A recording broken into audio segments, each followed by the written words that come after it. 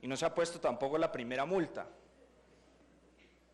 En Suiza es ilegal después de determinada hora bajar la cisterna, bajar el inodoro en los edificios residenciales. Yo incluso, pues, me pasó ayer. Venía de un viaje internacional, un viaje muy corto, por lo que solo llevé equipaje de mano.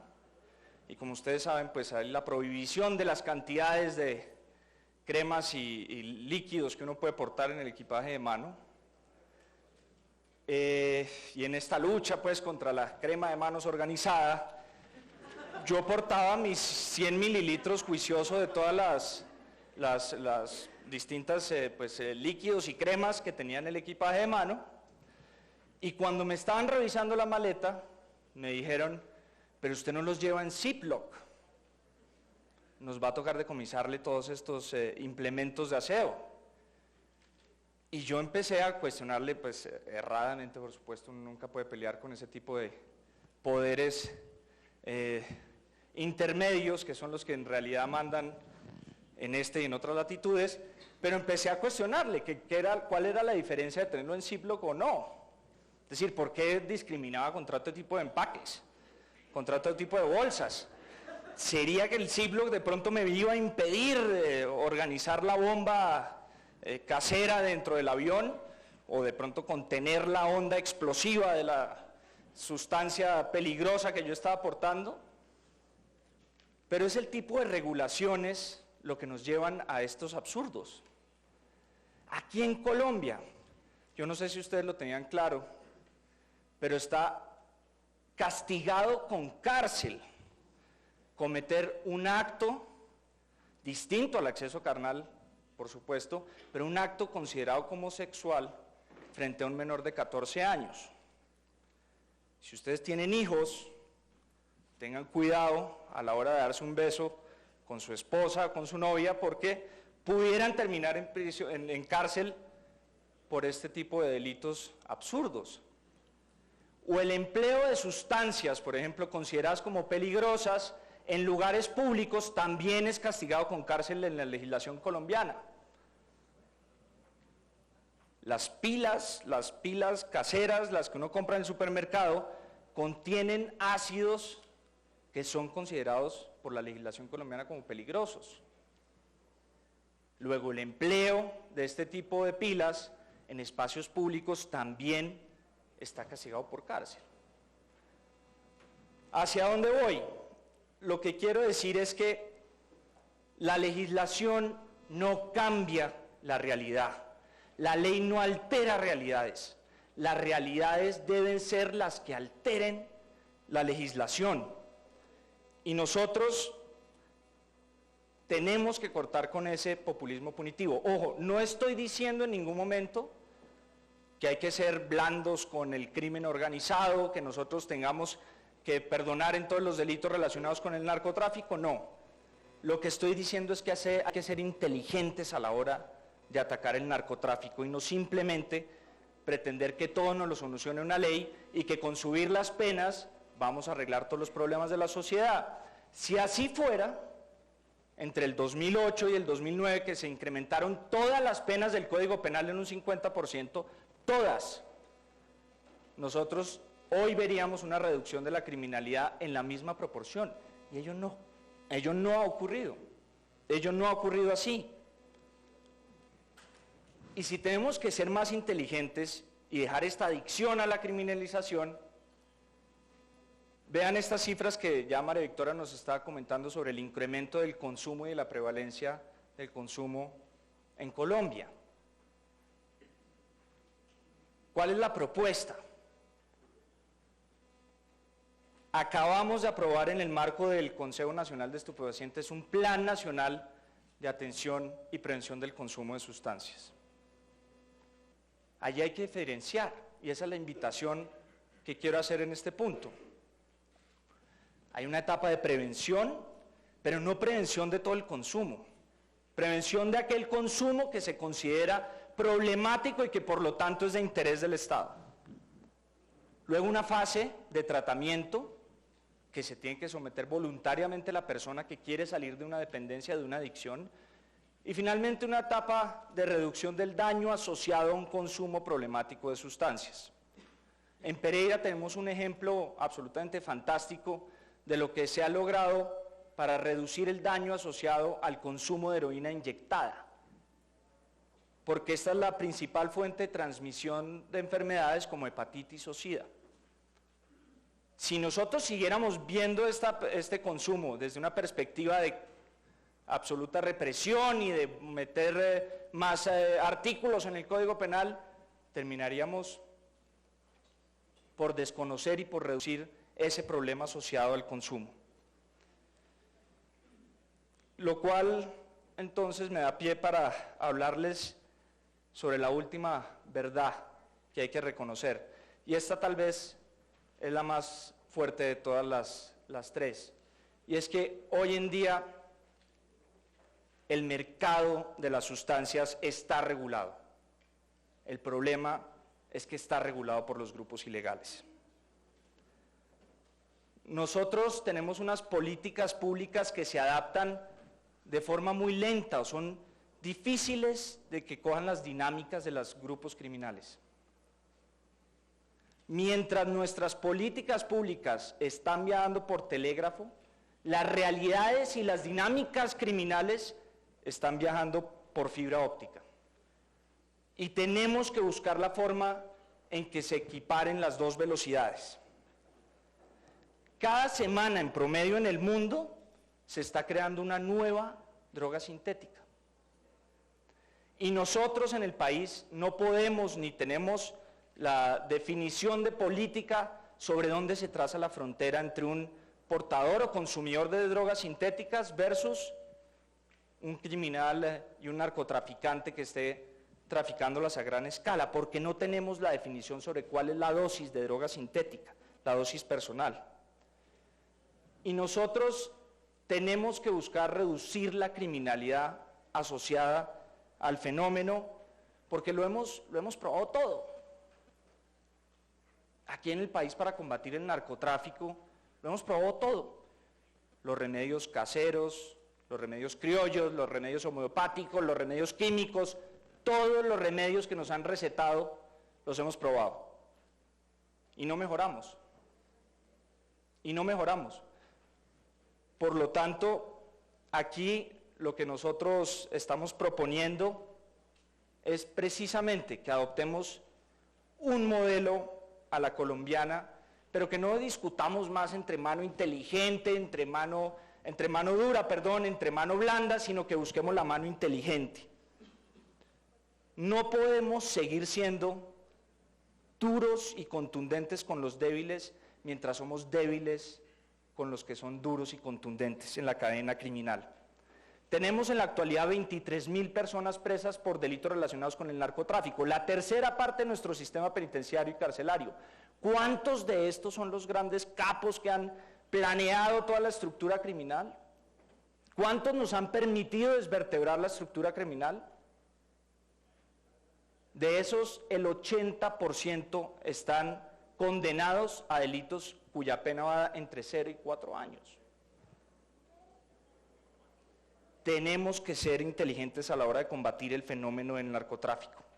Y la propuesta aquí es, no encarcelemos a los eslabones débiles de la cadena.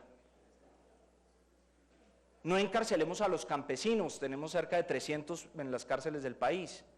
No encarcelemos a los correos humanos, que son muchas veces instrumentalizados por las redes del narcotráfico para que produzcan precisamente para que se vuelvan mulas. Tampoco a los consumidores que son adictos y por esa dependencia que los utilizan para los microexpendios de narcotráfico. Esas son las tres verdades que tenemos que asumir a la hora de formular una política, y esas son las tres verdades que el proyecto de ley sobre marihuana medicinal del senador Galán responde en nuestro concepto adecuadamente y plantea los debates acertadamente. La política pública en materia de drogas debe tener en cuenta que hay distintos eslabones de la cadena, ya lo mencioné. Hay que ser contundentes con los eslabones fuertes, aquellos eslabones que nos van a permitir desvertebrar la cadena del narcotráfico. hay que reconocer que hay distintas sustancias. El proyecto de ley eso hace, al establecer que la marihuana para usos medicinales, precisamente, no puede seguir siendo considerada como el demonio, no podemos seguir teniendo una adicción a la represión, y muchísimo menos que nosotros tenemos que obrar de forma contundente contra los eslabones débiles de la cadena, que en este caso son personas enfermas que necesitan de los usos medicinales de la marihuana. Y tenemos que atender a las distintas realidades nacionales. No hay que perder de vista que la estigmatización que produce el narcotráfico en los consumidores, en los usuarios, muchas veces es una estigmatización económica. Los derivados de la morfina son de difícil acceso, implican unos riesgos médicos adicionales. Y nosotros tenemos que entender estas realidades nacionales para poder, asimismo, formular una política que sea coherente, que responda y asimile estas tres verdades y que produzca resultados efectivos para, precisamente, prevenir el consumo problemático, combatir de forma muy fuerte a los que planean toda la red criminal y al mismo tiempo permitirles una salida medicinal para aquellos enfermos que actualmente la requieren. Muchas gracias.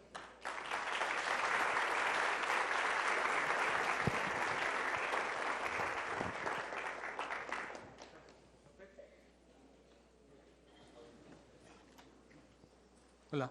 Bien. Los invito a escuchar al Dr. John Walsh, coordinador del programa de drogas de la Washington Office on Latin America, WOLA. Dr. Walsh, por favor.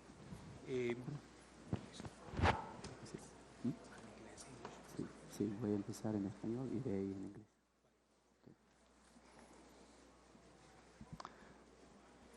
Bueno, gracias por la invitación. Es realmente un placer y un honor estar con ustedes hoy día en particular. Con su permisión voy a ofrecer mis comentarios muy breves en inglés porque así son preparados. I've been asked to discuss 10, or I said 10, Me pidieron discutir 10 retos a la regulación estatal de la marihuana medicinal, y esto lo haré, pero me gustaría comenzar diciendo que creo que Colombia tiene unas tremendas ventajas. En primer lugar, debe quedar claro que Colombia no necesita pedirle permiso a nadie para hacer esto, para Colombia. Es claro que ya muchos países lo están haciendo, muchos estados en Estados Unidos lo están haciendo. Los tratados internacionales no lo hacen fácil, pero sí permiten esto. Así que Colombia puede hacerlo con toda la certeza que este es un derecho soberano y total de Colombia, y Colombia puede hacerlo como quiera. Y Colombia no tiene que hacerlo sola tampoco. Hay otros países que ya tienen experiencia en esto, de la cual puede referenciarse Colombia. Y asimismo, Colombia puede determinar su mejor modelo. Y creo que de manera más importante, Colombia puede aprovechar el capital humano tremendo que tiene en cuanto a la experiencia personal, el conocimiento y las prácticas, tanto en términos de los cultivadores como los usuarios, y la profesión médica también. Así que hay un gran potencial. Y voy a hablar de los retos, como se me pidió, porque son reales, pero creo que no debería haber razón alguna para que Colombia no prosiga, y no hay razón por la cual Colombia no pueda regular la marihuana medicinal en una manera fuerte y accesible por todos. Creo que ya se mencionó, pero yo vuelvo a mencionarlo porque realmente de esto se trata. La marihuana medicinal se trata del bienestar, del mejorar el bienestar humano y aliviar el sufrimiento innecesario. Y no hay razón para que esto no se dé. Los retos, entonces, y seré breve, pero creo que todos son importantes. Los primeros dos son más o menos genéricos, pero especialmente son críticos, dada la naturaleza controversial de las discusiones de la política de droga. La primera pareciera ser elemental porque se define muy claramente en lo que ustedes buscan. Es ambicioso, pero también es realista y con un cronograma muy claro establecido para que no se les acuse de sobrevender o ser demasiado lentos en lograrlo. ¿Cómo es el éxito entonces? Esa es la pregunta básica. ¿Qué apariencia tiene el éxito? La definición del éxito es asegurar la capacidad para medir los impactos de lo que uno hace. Por supuesto, hay que medir el progreso hacia las metas declaradas, pero también hay que medir los impactos y las posibilidades de las consecuencias no intencionadas para que sean tomadas en cuenta. Y luego el segundo gran reto tiene que ver con los primeros dos. Es incluir la flexibilidad en la legislación y en el proceso regulatorio y en el sistema político para que se pueda adaptar a nuevos desarrollos y nuevas oportunidades. En cierto sentido, hay algunas cosas que ocurrirán que no se pueden predecir hoy y tendrán que estar preparados para aprovechar estas oportunidades. También hay que estar preparados para identificar qué es lo que causa las debilidades y los problemas en su enfoque y tener la flexibilidad para corregirlo.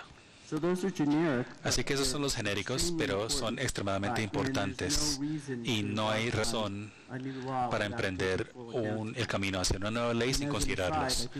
Como punto aparte, me parece útil entender que uno de los pecados cardinales de la prohibición siempre ha sido una indiferencia, por decirlo así, hacia la evaluación crítica, casi que una falta de conciencia en cuanto a cómo el sistema mismo afecta al mundo, y una rigidez intencional que hace que la innovación y las nuevas políticas sean muy difíciles de lograr. Claro, eso es algo que queremos evitar. Entonces,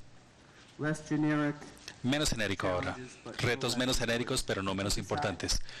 ¿Quién decide? En este momento el Congreso va a discutir el proyecto de ley. ¿Cuántas decisiones se están tomando por el Congreso en el proyecto de ley mismo y cuántas decisiones son con base en cuál gobierno y bajo cuáles agencias?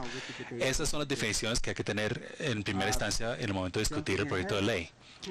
Mirando hacia el futuro,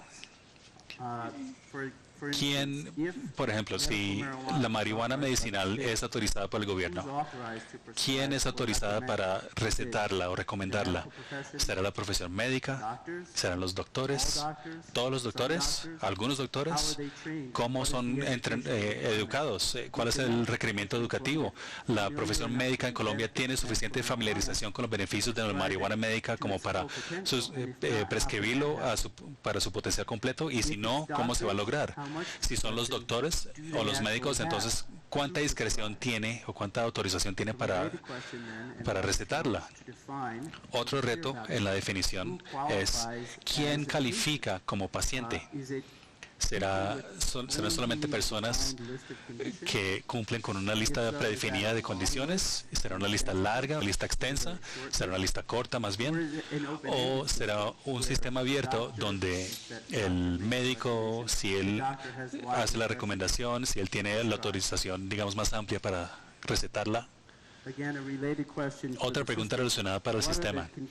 ¿Cuáles son las condiciones para el uso en cuanto al entorno, la dosis, la relación de THC a CBD, el suministro, cómo se da, la potencia y además ¿existe alguna investigación científica o una capacidad de investigación científica para asegurarse que la evidencia se acumule para ayudar a correlar la medicina con la necesidad? Es decir, no solamente es lo que hay hoy, sino cómo se puede construir sobre eso y asegurarnos que la medicina esté llegando a su potencial completo. Luego, una de las preguntas más importantes, ¿cómo asegurar un acceso adecuado a la medicina? Y al decir acceso adecuado, digo existencias suficientes para quienes califican, existencias seguras, es decir, que ha sido probada buscando contaminantes y también calidad, y de manera más importante quizás, acceso equitativo, es decir, que sea asequible para personas de todo estrato económico, sin importar dónde vivan en Colombia. Así que el acceso equitativo, cuando hablamos de algo como el sistema de salud, eso es un reto absoluto para que la marihuana medicinal funcione lo mejor que pueda. Hablando del acceso, también hay un reto, porque si solamente algunas personas califican, entonces ¿cómo se puede asegurar que el sistema solamente les cumpla a ellos? ¿Habrá un registro de usuarios? ¿Habrá una base de datos? Esas también son preguntas críticas para equilibrar el acceso adecuado, seguro e igualitario, para asegurarse que los que no califican para su uso no estén en el sistema. Otro reto relacionado es cómo asegurar ese suministro adecuado. ¿Quién lo va a cultivar? ¿Quién lo va a procesar? ¿Quién lo va a distribuir? ¿Qué entidad estatal va a participar? ¿Lo van a regular o van a controlarlo directamente? Si los intereses corporativos se toman en cuenta, ¿cómo van a ser inspeccionados? ¿Cómo van a ser auditados? ¿Cómo van a asegurarse que no haya participación criminal? Eso es un reto crítico relacionado con todos los otros. Otro gran reto y relevante a Colombia, como cualquier otro país que lo quiera hacer, es cómo asegurarse que los beneficios de la marihuana medicinal, y no solamente los beneficios para el paciente, sino los beneficios del sistema de marihuana medicinal en general, cómo asegurarse que sean compartidos con todos los estratos de la sociedad colombiana para que el sistema de marihuana medicinal no sea acaparado por ciertos intereses adinerados y que no sea acaparado por inversionistas extranjeros, quienes tienen mucho beneficio financiero para algo que se hace en Colombia. Entonces la pregunta va más allá del asegurar el acceso igualitario para los pacientes colombianos para asegurar todos los beneficios, sino que también es que todo el marco debe beneficiar a Colombia como un entero. Es un bien público y el Estado lo debe regular como un bien público para el beneficio de todos los colombianos. Y por último, y esto es un poco más mi opinión personal sobre el reto, pero me parece adecuado mencionarlo aquí, tanto porque escuchamos del presidente Mujica y además porque lo escuchamos en el primer aniversario de la aprobación uruguaya sobre el uso de marihuana medicinal, hoy es el aniversario. Así que creo que el reto también es asegurarse que el progreso que Colombia debe y va a hacer sobre la marihuana medicinal no debe ser un obstáculo para más progreso en la regulación sobre un mercado que ya está siendo regulado, solo que está siendo regulado por actores criminales. Así que no hay nada que debe ser un impedimento para tomar mayores pasos hacia adelante en la aprobación de la marihuana medicinal. Y en ese sentido quiero terminar con un apunte personal, porque yo creo que sí, esto es un tema muy personal, sí se relaciona directamente con personas reales, en circunstancias reales. Y no estoy hablando de esto, de pronto me han escuchado hablar de esto, pero mi padre murió de cáncer hace unos años y él sufría bastante hacia el final, como lo hacen los pacientes de cáncer. Y nosotros vivimos en New Jersey, que es un estado que tiene un programa de marihuana medicinal, pero no estaba totalmente implementado. Mi padre sintió que él pudo haberse beneficiado de la marihuana medicinal para aliviar su dolor hacia el final. Su médico también lo consideró, pero fue imposible. Y hubo varios meses hacia el final donde ya no había nada que hacer y él sufrió, me parece, innecesariamente. Y de eso se trata esto. Y esto es solamente un caso. Yo creo que todos conocemos a alguien de alguna manera relacionados con nosotros que han sido tocados por este tema, y yo creo que esto es una gran oportunidad para que Colombia asuma el liderazgo, no solamente para ayudar a sus propios ciudadanos, sino también para ser modelo para el resto del mundo. Muchas gracias.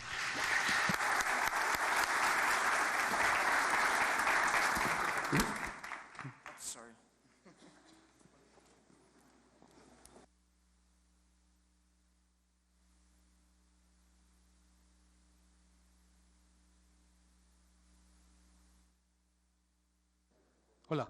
Bueno, muchas gracias, doctor Walsh. Bueno, a continuación invito a este escenario al abogado y periodista Pascual Gaviria, quien será el moderador de este conversatorio. Nos va a acompañar y vamos a tener un diálogo con el doctor Samper, el doctor Walsh.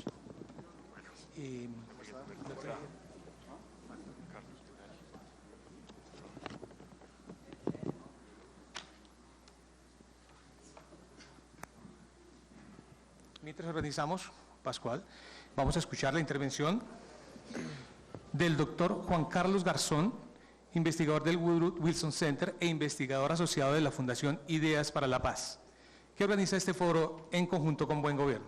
Doctor. ¿Esto ya sirve? Sí. ¿Me escuchan? Bueno, la idea es pasar de manera pronto al diálogo y al debate, entonces yo voy a plantear algunos puntos muy sencillos. La primera tarea o la primera tal vez dificultad que hemos enfrentado cuando hablamos de regular la marihuana medicinal es que los temas se confunden. Y me parece que este tema hay que ponerlo en sus justas proporciones. ¿De qué estamos hablando cuando hablamos de marihuana medicinal? ¿De qué estamos hablando cuando hablamos de regular la marihuana medicinal?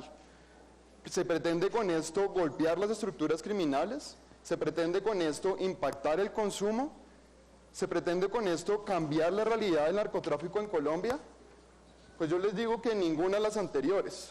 Todas estas tareas son importantes, pero el centro de la regulación de la marihuana medicinal son básicamente las personas que se pueden beneficiar con la marihuana medicinal y que hoy no lo están pudiendo hacer. Y eso es algo que tenemos que tener claro. El centro de este debate debe estar guiado por la salud pública. Claro, en un país como Colombia es inevitable que uno termine hablando de las mafias, del narcotráfico y de otros temas que a la ciudadanía le preocupan. Pero el llamado en este sentido es a que seamos muy estrictos y rigurosos en términos de qué estamos hablando. Y básicamente estamos hablando otra vez, y lo repetiré varias veces en este espacio, de los pacientes. De la gente que hoy está teniendo que acudir al mercado negro, de la gente que hoy está teniendo que acudir al mercado informal, o que tiene que hacer cultivar la marihuana en su casa, procesar un aceite artesanalmente y dárselo a un menor de edad. De esa gente es la que estamos hablando hoy y esa es nuestra prioridad. Ahora les tengo otra noticia. Esto no se trata de saber o preguntarnos si Colombia quiere el uso medicinal o no de la marihuana. En 1986 se decidió la posibilidad de que en Colombia se usara la marihuana medicinal. El Estatuto de Estupefacientes dice, pone una serie de prohibiciones y pone dos excepciones. ¿La excepción cuál es? La medicinal y la científica. Entonces yo les pregunto, ¿de qué estamos hablando? Cuando un congresista se opone al uso de la marihuana medicinal, cuando un funcionario público se opone al uso de la marihuana medicinal, pues les tengo una noticia, ese funcionario se está oponiendo a lo que dice hoy la ley. Hoy la marihuana medicinal en Colombia está permitida. El problema es, ¿saben cuál? Que han pasado 28 años. 28 años en que el Estado no ha asumido esa responsabilidad. ¿Qué podemos decirle hoy a una madre que tiene que hacer toda clase de maromas para poderle suministrar marihuana medicinal a su hijo, que sufre cientos de episodios en la semana? ¿Qué hoy le puede decir el Estado y los legisladores para que después de 28 años, a pesar de que la ley lo dice, nadie se ha puesto en la tarea de regularlo? Y esa es la importancia de lo que estamos discutiendo hoy. Esa es la importancia del proyecto de ley. Y esa es la responsabilidad que tienen hoy los congresistas. No es si quieren o no aprobar el uso de la marihuana medicinal. Es si van a tomar la responsabilidad, si el Estado va a tomar la responsabilidad de controlar algo que la ley lo mandata. Y eso me parece que es un punto clave, que debe centrar, y además avanzamos pasos gigantes. Porque hoy estamos perdiendo mucho tiempo diciendo si queremos o no el uso de la marihuana medicinal. La ley lo dice. Me parece entonces que claro que los retos son mayúsculos. Y habría que preguntarse por qué pasaron 28 años sin que pasara nada. ¿Qué pasó en esos 28 años? En esos 28 años lo que ha pasado es que Colombia ha tenido básicamente una política desbalanceada.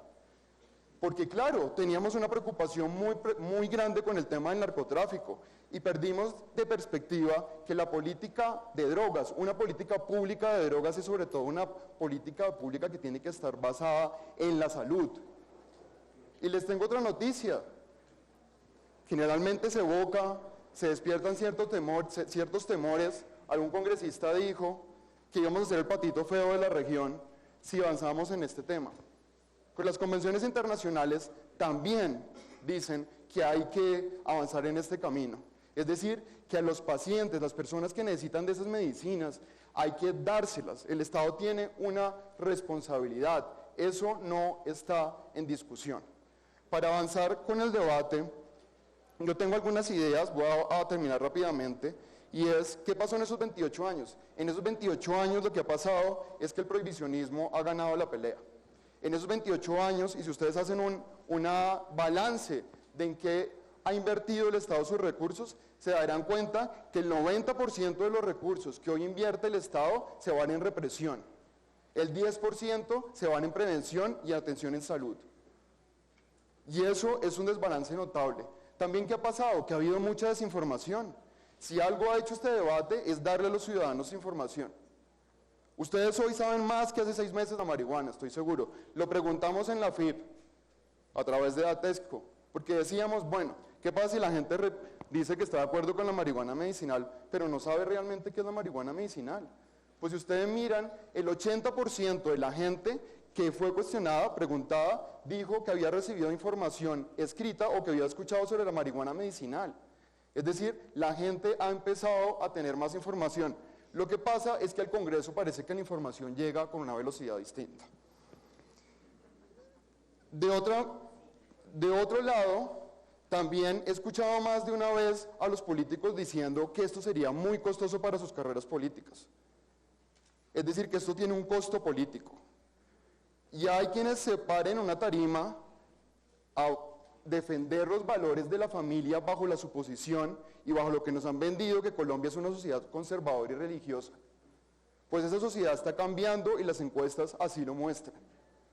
Y en esa medida también los legisladores tienen que atender a ese llamado. De esta manera, y me parece que también nosotros tenemos una responsabilidad como ciudadanos. ¿Qué pasó en esos 28 años que nadie se preguntó qué pasaba con esa gente que podía... yo no digo que nadie, pero muy pocos se preguntaron cómo hacíamos para que esa gente accediera a la marihuana medicinal y a los beneficios que tiene. Dicho esto, yo quiero terminar poniendo una cuestión muy clara. Hoy probablemente se vote el proyecto de ley en el Congreso. ¿Qué van a decidir los congresistas hoy? Los congresistas hoy pueden apoyar el proyecto de ley, complementarlo y tomar el control de lo que la ley les mandata. Y es que la marihuana medicinal ya está aceptada y tiene que ser regulada. La otra opción de los congresistas es votar negativamente en la iniciativa. Pero ¿saben qué pasa si votan negativamente en la iniciativa? Y es que seguiremos como en los últimos 28 años. Y que después de la votación de hoy, lo que va a pasar con los pacientes y con la gente que necesita la marihuana medicinal es que van a tener que acudir al mercado negro, van a tener que caer en manos de especuladores o en el mercado criminal para poder acceder a esa droga. Porque esa droga ya está siendo utilizada y mucha gente la podría beneficiarse de eso. Nadie ha dicho que la regulación sea fácil. John nos mostró la complejidad de esto. Lo que yo sí estoy seguro es que probablemente y muy seguramente la regulación sí va a ser menos sangrienta. Muchas gracias.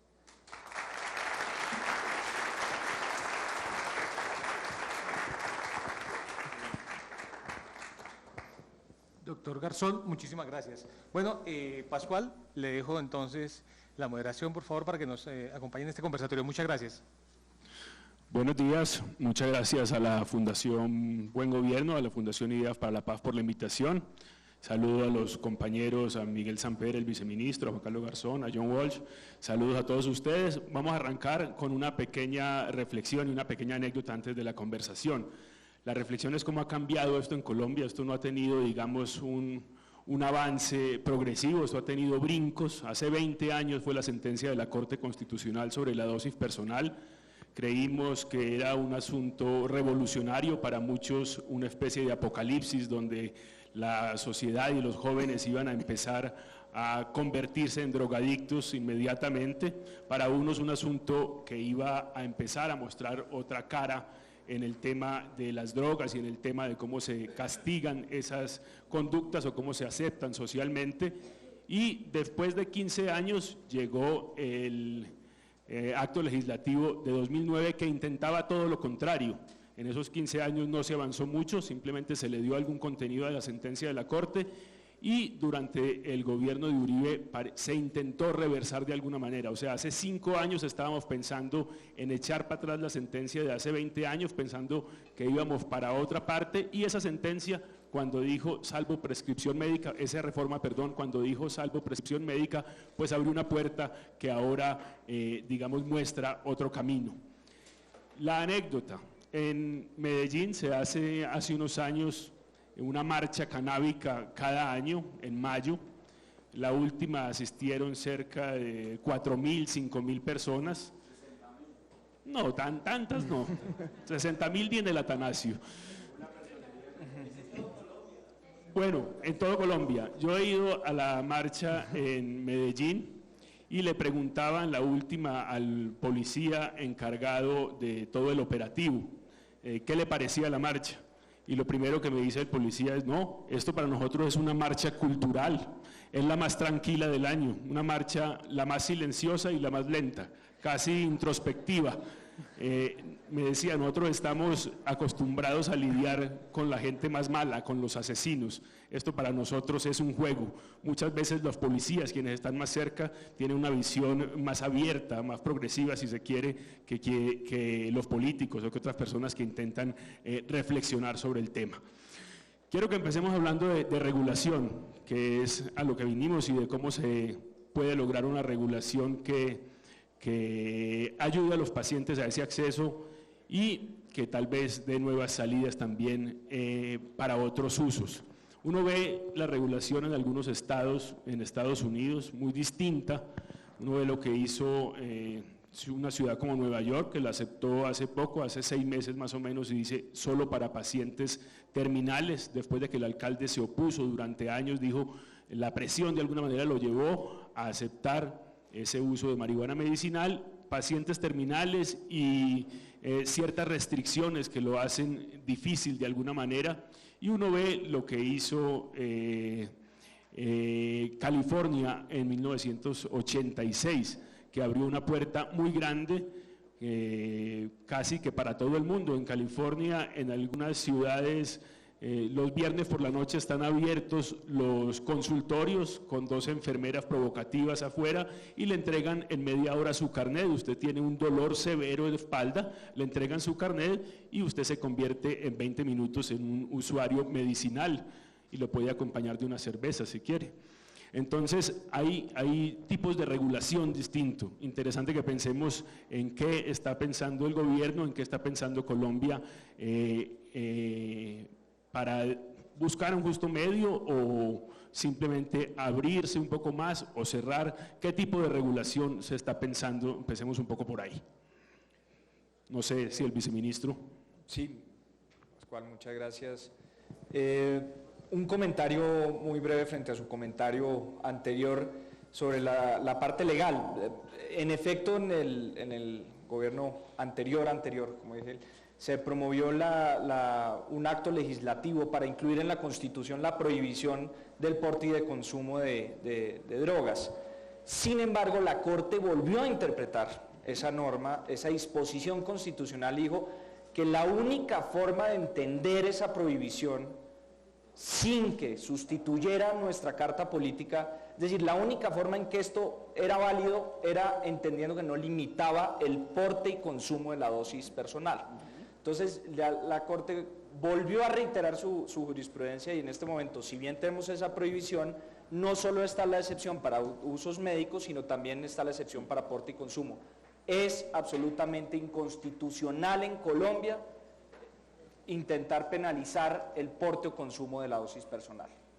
Partiendo de esa base, yo sí quisiera más bien formular algunos interrogantes que debería responder la legislación, en concreto el proyecto de ley, y que me parece que lo conversábamos con el senador Galán hace unos instantes, me parece que no lo están respondiendo y que sí debe quedar con consagración legal. Como lo decía Juan Carlos, nosotros tenemos la facultad, según el Estatuto de Estupefacientes actualmente, de regular este uso medicinal. Nosotros tenemos la facultad como Gobierno Nacional de fiscalizar un poco, controlar cómo va a ser toda la cadena de distribución, etcétera. Lo que sí necesitamos en ley es que se establezca, si se quiere que sea un monopolio del Estado, que en mi concepto parecería que sería una buena alternativa para tener mayor control sobre toda la cadena productiva, distributiva y además pues, de acopio y de llegar al consumidor o al usuario final, al usuario que requiere del uso medicinal del cannabis, y también se debe regular muy detalladamente la responsabilidad médica. Eso también tiene que venir en ley. Tal vez serían dos aspectos que se pueden ajustar, pero de resto yo creo que la regulación, al menos en esta primera fase, es adecuada, acertada y, como lo dije, responde a las realidades nacionales pues de una población que no tiene otra forma de apalear, digamos, unos síntomas derivados de ciertas enfermedades, sino es a través de esto y el acceso más fácil a esto que a otras medicinas. En ese monopolio el Estado sería una especie de intermediario, escoge quién puede sembrar y después le entrega a quien ha escogido y puede entregarle a los pacientes. La tercerización sí se puede permitir, pero la responsabilidad entera debería caer en el Estado. De eso depende que sea un monopolio, es decir, cómo funciona un poco el monopolio rentístico de los licores, en donde también se terceriza un poco la siembra de caña, por ejemplo, pero es el Estado el responsable de la cadena hasta llegar al consumidor final. Repito, para tener un poco más de controles y matizar esas preocupaciones que actualmente existen legítimas sobre que se pudiera desviar de una producción lícita para un uso medicinal lícito hacia un uso no permitido en grandes cantidades, digamos. Las restricciones al tipo de pacientes. Yo creo que ahí hay una clave de si esto es de verdad un asunto simplemente de regulación de marihuana medicinal o si esto también, como muchos críticos lo dicen y como muchas de las personas que lo apoyan también creen que podría ser un primer paso para que haya una regulación para aspectos recreativos también. Sí, y ahí es muy importante, qué pena Juan Carlos, ahí es muy importante tener en cuenta que en nuestro criterio solo lo estrictamente necesario debe quedar en la ley. Es decir, la inflexibilidad que causa que queden disposiciones consagradas legalmente frente a lo que pudiéramos establecer vía decreto, que es mucho más flexible y más dinámico, que se puede adaptar más rápido a las realidades, nos hace recomendar que lo mínimo, solo lo estrictamente necesario queda en la ley. Y ese es uno de los casos que yo creo que pudiera quedar vía decreto reglamentado, pacientes, las enfermedades, cómo sería la prescripción médica, etcétera, y en la ley solo referir lo estrictamente necesario. Pues Pascual, yo creo que la gente que tiene la expectativa de las dos mujeres piernonas vendiendo marihuana medicinal, como digo usted en California, pues creo que tienen que moderar muchas expectativas porque esta ley no va en ese sentido y el debate está apuntándole cada vez más a tener mucho cuidado con algunos temas. Para mí la buena noticia es, primero, que va a ser muy difícil cambiar los prejuicios y los temores de los legisladores en par de semanas o horas.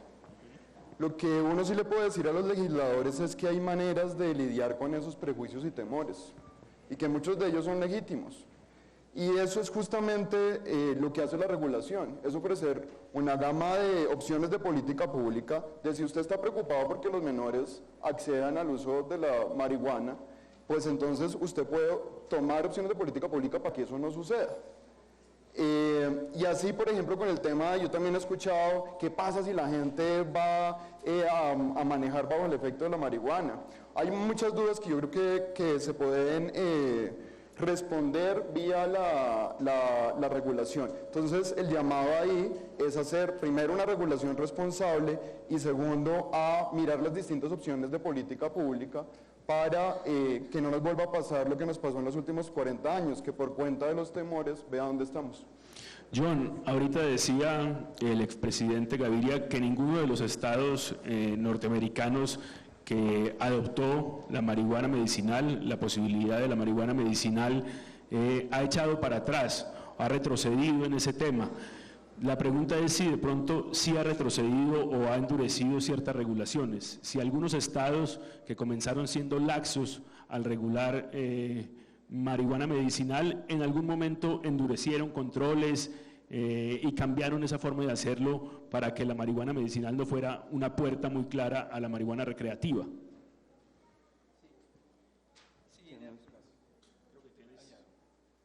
¿Sí se oye? ¿Me escuchan o no?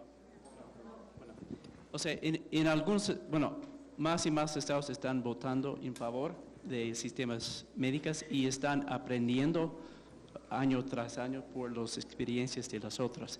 Los estados tempranos, como California, todavía están para modificar su sistema, para adecuarlo a ese. Estaba al principio demasiado abierto y eso traía problemas. Entonces, otros estados como Colorado, como ejemplo, dio cuenta hace algunos años que iba a necesitar ejercer mayor control sobre la producción y al lado de los pacientes también. Y lo hicieron por legislación. Es decir, que una vez que uno establece un sistema así, no es escrito y para nunca cambiar, hay evolución de esos programas para ejercer mayor control por parte del Estado y a garantizar que los beneficios de medicina están compartidos más ampliamente. Entonces, hay cambios en estados, en algunos como Montana, era un sistema demasiado abierto y comercial y había retrocesos así, pero en la mayoría es cuestión de empezar y de ahí modificar y mejorar y no rechazar. No había ningún rechazo total. Uno puede decir que un tema, o sea, quizás uno de los temas más populares en Estados Unidos es regular o legalizar la marihuana medicinal, y eso sigue así. Pascual, un temita ahí Sí. Sobre el tema si esto nos va a llevar a la marihuana para uso recreativo, digamos la regulación a marihuana, porque me llama mucho la atención. Yo estuve en el primer debate que hubo en el Congreso y recuerdo bien que un senador le dijo algo al senador Galán, y es que él estaba que él iba a apoyar esto siempre y cuando él se comprometiera y los que están involucrados en eso se comprometan a que eso nunca va a pasar. Hay varias cosas que decirle a los legisladores. Lo primero es que no en todos los casos se ha dado. De hecho, por ejemplo, en Colorado pasó una década para pasar de la marihuana medicinal a la marihuana recreativa. Lo segundo es que justamente los legisladores tienen esa decisión. Es decir, hoy pueden votar por la marihuana medicinal y cuando se vaya a votar, si se va a votar en algún momento la marihuana recreacional, pues también podrán votar en contra. Es decir, que aquí hay un falso miedo en términos de que si hoy avanzamos con esto, el país va desbocado a una regulación de tipo recreacional. Yo no creo que eso sea el caso y quien diga eso está diciendo mentiras. Uno ve los empresarios de la marihuana en California. Hay un hombre que se llama Steve DeAngelo, que hace poco le hicieron un programa de televisión, un seguimiento de 11 meses. El año pasado vendió cerca de $22 millones y uno ve la diferencia entre el negocio ilegal y el negocio legal. Uno ve su centro de distribución de marihuana medicinal y se parece más a un spa o a un centro para yoga o algo así que a las ollas que conocemos. Una de las preguntas de mucha gente es ¿quiénes van a tomar este negocio en Colombia?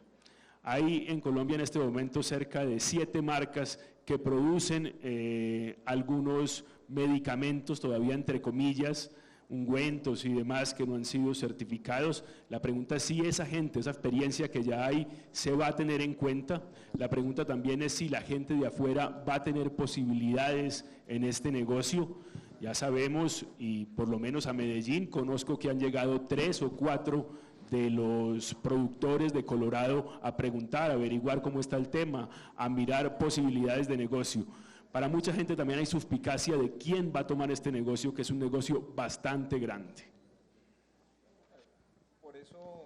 Por eso tal vez es que yo mencionaba la necesidad de responder a ese interrogante de si va a tratarse un monopolio rentístico del Estado o si se va a permitir en determinados puntos de la cadena de producción y distribución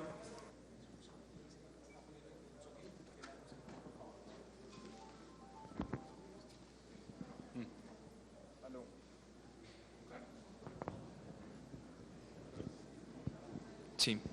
No, mencionaba la discusión y la pregunta a resolver sobre la necesidad de establecer si esto va a ser un monopolio del Estado o no.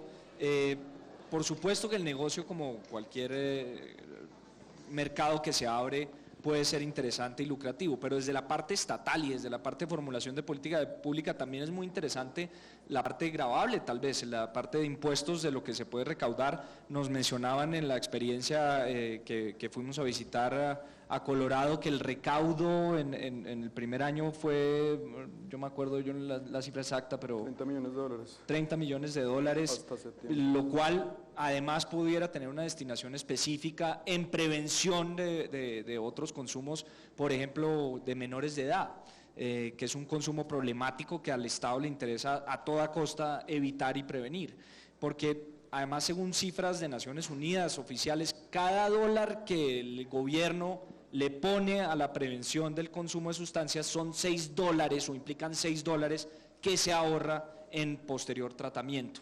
De modo que yo creo que parte de la respuesta a esa pregunta es si vamos a manejar un monopolio por parte del Estado, y también derivado de ello tocaría entonces hablar sobre institucionalidad que se requeriría para crearlo, etcétera, etcétera, pero sí, ese es un gran interrogante a resolver de la mano con lo del monopolio rentístico del Estado. Ahí, Pascual, ahí la Comisión Global hace un llamado a evitar dos extremos. El extremo en el que estamos, que es que esto esté regulado por organizaciones criminales, y el otro extremo, y es que en esto priven los intereses privados. Y me parece ahí que esta discusión tiene que ser muy cuidadosa. Ya el proyecto incorpora algunas medidas. De hecho, en varios estados en Estados Unidos, el cultivo de la marihuana se hace non-profit, es decir, no se hace para recibir ganancias.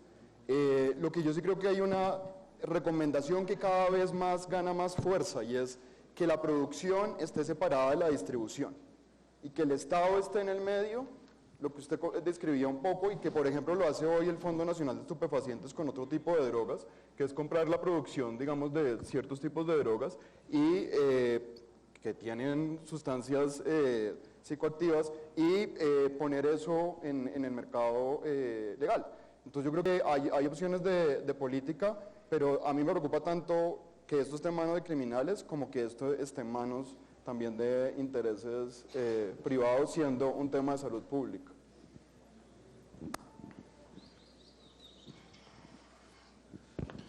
Una pregunta también que se me ocurre es con respecto al departamento del Cauca. Cerca de 30 toneladas de marihuana salen mensualmente del departamento del Cauca, que abastece el 70% más o menos del mercado nacional. Sabemos los problemas de violencia que hay en el Cauca, sabemos que las FARC maneja en buena medida ese negocio, y uno piensa en las posibilidades que habría, digamos, para meter a mucha de la gente del campo en este negocio.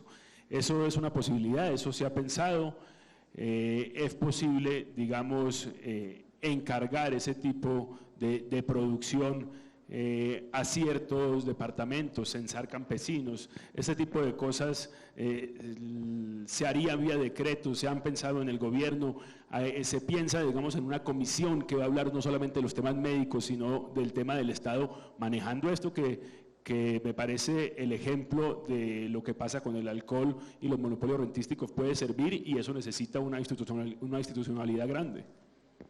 Sí, yo creo que todas las experiencias y ofertas son válidas y hay que evaluarlas. Sobre eso, varios puntos. Primero, yo lo mencionaba en la presentación frente a los cultivos de coca, el campesinado colombiano no es que esté en los negocios ilícitos por convicción o porque le parezca un negocio. De hecho, que pase la avioneta cada 6 meses asperjando, pues tiene unos costos muy altos en legitimidad para el Estado y para el campesino en su tranquilidad. De modo que cualquier fórmula que les permita una puerta de acceso a la legalidad a los campesinos es más que bienvenida. Todas las medidas que se adopten, absolutamente todas, y eso lo establece el proyecto de ley, tienen que estar respaldadas con evidencia empírica. Eso es lo más importante cuando estamos discutiendo la formulación de política de drogas en general y sobre todo en particular en estos temas. Si nosotros queremos blindar las decisiones del gobierno nacional, del Congreso, de cualquier tipo de moralismo, falso credo o incluso unos preceptos éticos que se inventan a veces en este tipo de discusiones, más bien el precepto ético sería respaldar cualquier discusión con evidencia empírica, pero lo que digo es, nosotros tenemos que hacer política pública no solo con esa triada que yo mencionaba sobre la base de las realidades nacionales, que responda también pues a cada uno de los eslabones y a las distintas sustancias, sino además con fundamentos empíricos demostrables. Por eso es que el proyecto establece que se deben realizar las investigaciones e incluso que podemos echar mano a investigaciones ya realizadas, porque este tema se ha investigado hasta la saciedad, se han escrito ríos de tinta sobre esto y tenemos que echar mano de esas experiencias comparadas para arrancar muy rápido una vez, ojalá sea aprobado entonces la iniciativa que cursa su trámite en el Congreso. John, mirando un poco en Colorado cómo se reguló el tema, que llegó incluso a la marihuana medicinal porque tenía una recreativa porque tenía una regulación muy clara, muy fuerte de la marihuana medicinal, ve uno que hay un hombre, Matt Cook, que trabajó primero en la DEA y terminó después organizando el grupo que le dio un contenido de 106 páginas a la regulación en ese estado, digamos la regulación más completa. Y él dice, había 32 personas de todos los gremios, de todas las profesiones, médicos, productores, pacientes, y terminaron construyendo esa regulación, dice él también, mirando legislación que tiene que ver con el juego, con el alcohol, con las apuestas de los caballos, en las carreras de caballos. Si uno le pudiera recomendar a Colombia, al gobierno colombiano, a los legisladores, un ejemplo en Estados Unidos de ese tipo de regulaciones, ¿cuál mencionaría usted? Un ejemplo, digamos, que le pueda servir a Colombia en alguno de los estados de Estados Unidos, que uno diga, allá hicieron un trabajo que funciona bien y que involucró a mucha de la gente que tenía que ver en el tema. Bueno, el caso es exactamente lo que señalaste, el caso de Colorado, porque a partir, recordando que su iniciativa en 2012, que aprobó por un porcentaje alto, eso no fue un acto legislativo y no había ninguna preparación por parte de la Asamblea del Estado para actuar. Pero lo que hicieron fue formar, por palabra del gobernador, quien estaba opuesto, pero tomaba la responsabilidad de formar un conjunto de task forces para estudiar a profundo con todos los interesados, desde profesión médico, desde la industria, desde pacientes, desde médicos, todos, policía, para en sí intentar por lo menos en un plazo muy corto de tiempo, como 6 meses, proponer unas reglas para representar un inicio. Entonces yo diría que aunque el tema es distinto, Colorado y poniendo al lado la sustancia de su regulación que escogieron, su proceso fue fantástico y el liderazgo por parte del gobernador y su gente en su oficina y las cabezas de los ministros, fantástico. Uno piensa también en los encuentros que se podrían dar o los choques que se podrían dar entre médicos y abogados para regular este tema, o entre el Ministerio de Justicia y el Ministerio de Salud. ¿Cómo es ese diálogo? Se ha dado ya un diálogo entre médicos y abogados, entre Ministerio de Salud y Ministerio de Justicia para regular el tema, porque el temor de mucha gente también es que esto termine siendo que se blinde tanto, termine siendo tan fuerte que los controles hagan muy difícil de aplicar, digamos, o muy difícil de dar el acceso a los pacientes, de entregar el acceso a los pacientes de la marihuana medicinal.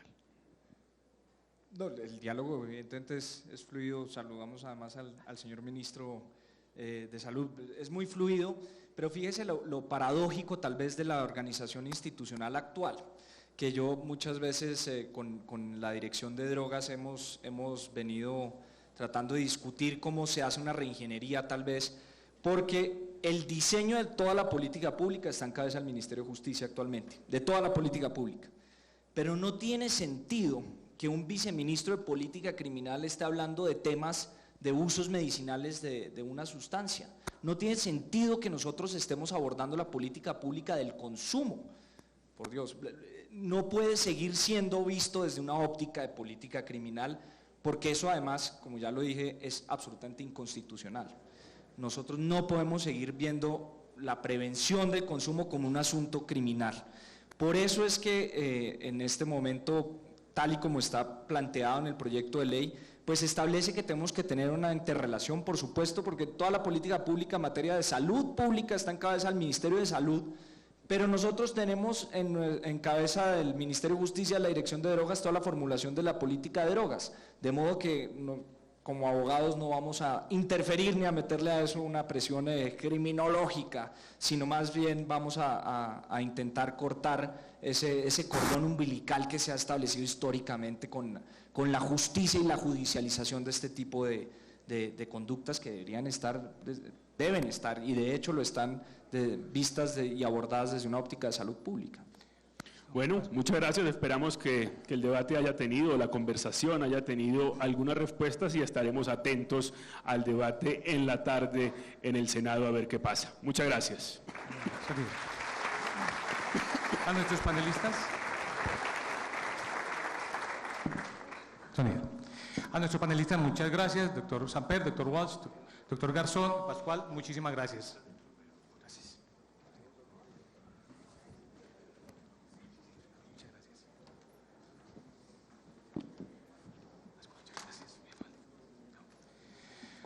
Bueno, los invitamos a tomar un café, es hora de tomar unos minutos de descanso, tendremos 10 minutos para pasar al hall, degustar un café y para continuar con este interesante foro.